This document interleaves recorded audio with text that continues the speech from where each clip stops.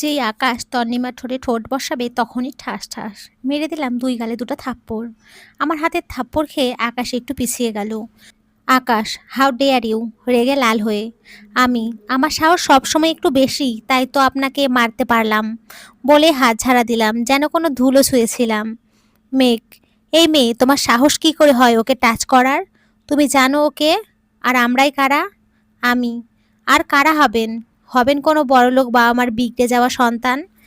দেখেই বোঝা যাচ্ছে আপনারা ভালো শিক্ষা পাননি। নিপা, ইউ স্টুপিড গার্ল, তুমি জানো তুমি কাকে চড় মেরেছো? আর তোমার সাহস কি করে হয় আকাশকে চড় মারার?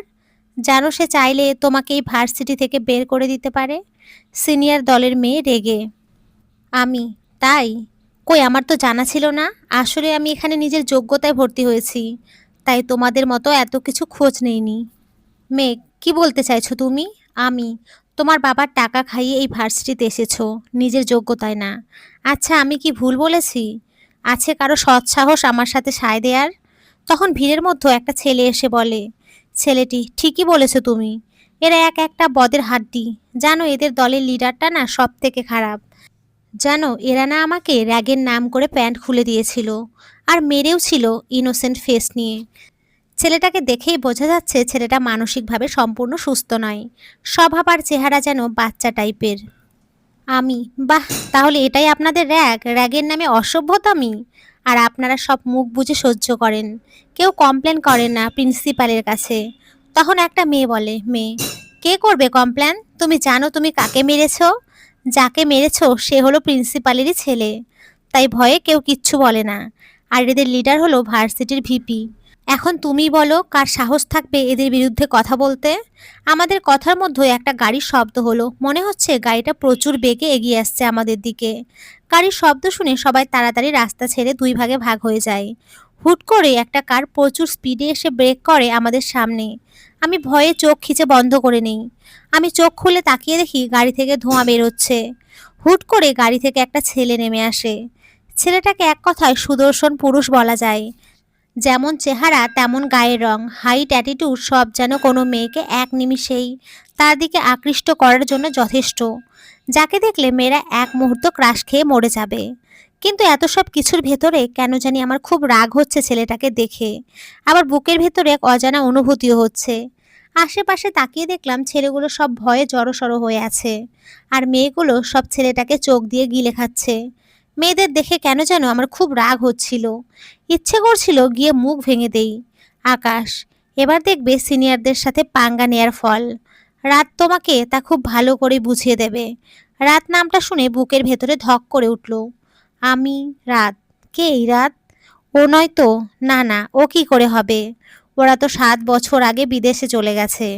তবে বাংলাদেশে আঙ্কেলের অনেক উন্নতি করেছে। কিন্তু এ যদি সেই রাত হয় তাহলে ভেবেই ভয়ে জড়সড় হয়ে গেলাম আমি। রাত, হোয়াটসঅ্যাপ এভরিওয়ান, কি হচ্ছে এখানে বলে চোখ থেকে সানগ্লাসটা খুলল। চোখ দেখে আমি ভয়ে আরও সেটিয়ে গেলাম। আমি, আবার সেই বিড়াল চোখ। আকাশ, এই মেয়েটা কি করছে জানিস রাত? এই মেয়েটা আমাকে সবার সামনে চড় মেরেছে, আর এতক্ষণ ধরে আমাদের সবাইকে ইনসাল্ট করছে আমাকে দেখিয়ে দিয়ে। রাত ঘাড় ঘুরিয়ে আমাদের দিকে তাকালো। রাত, তুমি তুমি আমার বন্ধুকে চড় মেরেছো? রিয়ালি? দেখে তো ফ্রেশার মনে হচ্ছে। তা চেনো ওকে? চুইংগাম চিবোতে চিবোতে আমি নিজেকে সংযত করে উত্তর দিলাম, আমি শুনেছি উনি প্রিন্সিপালের ছেলে। তাতে আমার কিছুই যায় আসে না, উনি অন্যায় করেছে তাই আমি তার প্রতিবাদ করেছি বলে অন্যদিকে মুখ ঘুরিয়ে নিলাম। রাত, তাই?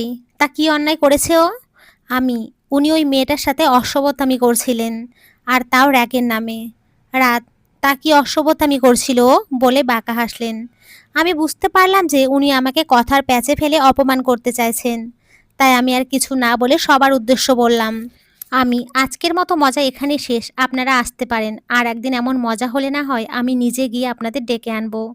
কথার ভেতরে অপমান বুঝতে পেরে অনেকে চলে গেছে, আর কিছু আছে যাদের সামনে থেকে অপমান করলেও তাদের গায়ে লাগে না। তাই আমি তন্নিমার কাছে গিয়ে তন্নিমার হাতটা ধরে বললাম, চলো। তন্নিমাকে নিয়ে যেই সামনে এগোতে যাব তখনই পেছন থেকে ডাক পড়ে, এই যে মিস নীল, ড্রেসওয়ালি। বুঝতে পারলাম আমাকেই রাখছে, কারণ আমি আজকে নীল রঙের একটা ড্রেস পরে এসেছি। আমি ডাককে পাত্তা না দিয়ে সামনের দিকে এগিয়ে যেতে নিলেই কেউ এসে আমার হাত ধরে টান দেয়। টাল সামলাতে না পেরে আমি তন্নিমাকে নিয়েই নিচে পড়ে যাই। উল্টো ঘুরে পড়ে যাওয়ায় অনেকটা ব্যথা পাই, কিন্তু তা প্রকাশ না করে সামনের দিকে তাকিয়ে দেখি সিনিয়র সিটিজেনরা আমাদের দেখে হাসছে। বুঝতে পারলাম এটা তাদেরই কাজ। কোনো মতে উঠে দাঁড়িয়ে বললাম, আমি, তা সিনিয়র সিটিজেন্স পেছন দিক দিয়ে ছুরি মারা কি আপনাদের সবসময়ের অভ্যাস? আমার কথা শুনে যেন এক একজন তেলে বেগুনে জ্বলে উঠল। জ্বলারই কথা, কারণ আমি তাদের মতো হট হ্যান্ডসাম ছেলে মেয়েদের সিনিয়র সিটিজেন বলছি। গায়ে তো একটু লাগবেই।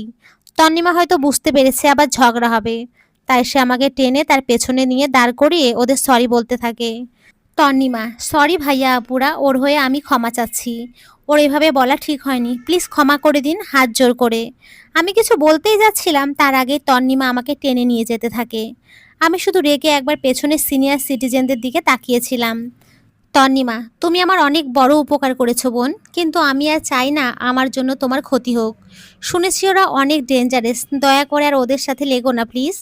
আমি নিজেকে শান্ত করে বললাম। আমি, আচ্ছা ঠিক আছে বলে হালকা হাসলাম। তন্নিমা, ও তোমার নামই তো জানা হলো না। আমি তন্নিমা, হেসে আমার দিকে হাত বাড়িয়ে দিল। আমি তারা, ফার্স্ট ইয়ার বাংলা ডিপার্টমেন্ট। তুমি? তন্নিমা, আমিও। তাহলে তো আমরা ক্লাসমেট, সো ফ্রেন্ডস। আমি, অবশ্যই। তারপর আমরা ক্লাসে চলে গেলাম। ক্লাস শেষ হতেই আমরা তুমি থেকে তুইতে পৌঁছে গেলাম, আর সাথে হয়ে গেলাম বেস্ট ফ্রেন্ডও।